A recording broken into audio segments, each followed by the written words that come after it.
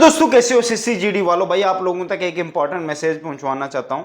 अभी रिसेंटली आप लोगों को पता होगा, न्यूज़ आई थी कि एसएससी जीडी का पेपर लीक हुआ और कुछ लोगों को पकड़ा भी गया था। उन सब लोगों को पकड़ने वालों में से एक बंदा ऐसा भी था जो वहां का ओनर था, उस लैब का जहां पे एग्जाम होता है एसएससी जीडी का। आप लोगों को बताया भी था कि ओनर भी मिला हुआ था। उस ओनर का नाम था, पता नहीं कौन सा प्रसाद है। उस बंदे ने अभी रिसेंटली जब पुलिस कस्टडी में गया, वहाँ पे उसने ये बात बोली है कि भाई उसने कम से कम 500 लेबे बना दी है। और ये कोई अपनी तरफ से नहीं बनाई है, उसने जो कंपनी एसएससी से टेंडर लेती है भाई, उनसे संपर्क करके उन्होंने खुद उसको बोला कि भाई आप लैब ओपन करो, हम आपको पेपर प्रोवाइड करेंगे। आप खुद सोच सकते हो, ये तो 500 लैब पता नहीं कहाँ कहाँ ओपन की होंगी। ये तो एसएससी जीडी के पेपर के साथ इतनी बड़ी धांधली हुई हो भाई। सोचो, मतलब आप लोग इतनी मेहनत कर रहे हो, कुछ बच्चे बहुत मेहनत कर रहे हैं और आपके पीछे ये सब हो रहा है ना। फिर बाद में कहते हैं नौकरी नहीं लगी, आपने कोई गलत चीज़ें कर रहे हो। तो स्टूडेंट करता क्यों है, गलत साइड जाता क्यों है? यही रीज़न होते हैं भाई। खुद सोचो ना, 13-13 लाख के वो पेपर बेच रहा, 500 लेबे उसने ओपन कर रखी हुई है, ठीक है। पता नहीं क्या उसका सरनेम प्रसाद है, वो नेम फर्स्ट नेम क्या है वो मुझे नहीं पता।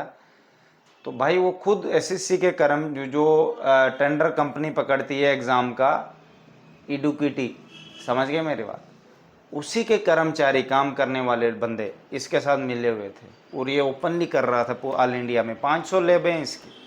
अभी कोई पता नहीं कौन कौन सी स्टेट में लैब है। अरे हर स्टेट में एक एक दो दो लैबे होते हैं। आप खुद सोचो 500 लैबे कितनी होंगी भाई। उतनी लेबों में इसने ये कांड किए हैं, सोचो। इसने, मुझे तो नहीं लगता हिंदुस्तान में कोई भी लेब छोड़ी होगी। अब क्या होगा, अब इसका तो उसी के हिसाब से, उसी से पता चलेगा कि उसने किस किस को पेपर बेचा है। क्योंकि देखो, सबको लीक तो करके कर तो सकता नहीं था। अब उसको जिस चीज़ को बेचे हैं उसने, उन बच्चों को बैन कर दिया जाएगा एसएससी से और उनके खिलाफ अच्छी कार्रवाई भी की जाएगी। कोई भरोसा नहीं है भाई, ठीक है। तो मैंने बहुत सा पहले आप लोगों को बताया भी था, किस बात पे ज़रूर ध्यान रखना है। ज़्यादा नहीं करना चाहिए कि टीसीएस एग्ज़ाम ले, एडुकेटी ले। यार जब टीसीएस तो ले ही रही थी, आपने कभी आज तक हिस्ट्री में देखा टीसीएस के एग्ज़ाम लीक होते हुए? कभी भी नहीं देखे होंगे। एडुकेटी के तो एक ही साल आया, बेड़ा गर्क करके चले गई। देखो इतनी कंपनियां मिली रहती भाई, आप लोगों को ये नॉर्मल लगता है क्या है? आपकी लाइफ के साथ खिलवाड़ किया जा रहा है भाई, ठीक है। टीसीएस मुझे लगता है 1000 टाइम बेटर थी। और जब ये प्रोटेस्ट हो रहे थे तुम्हारे ये जो टीचर बिजनेसमैन जिनसे तुम बेच खरीदते या मॉक टेस्ट वगैरह, ये लोग रोडों पे आके प्रोटेस्ट कर रहे थे, नहीं जी टीसीएस को हटाओ, एडुकेटी लाओ। एडुकेटी लाई, तुम्हारा पहले इतना दूर एग्ज़ाम कराया गया भाई, ऊपर से लीक। सब एग्ज़ाम उन्होंने बेचे हैं, खुद कंपनी वालों ने भाई, खुद कंपनी के कर्मचारी, काम करने वाले वहाँ पे जो रहते हैं। अब कौन रहेगा वहाँ, हेड होगा वही करेगा, ये बात होती है। तो भाई इस बात का ज़रूर ध्यान रखना। एग्ज़ाम कैंसिल हो सकता है या नहीं हो सकता, इसके बारे में मुझे तो नहीं लगता कैंसिल होगा।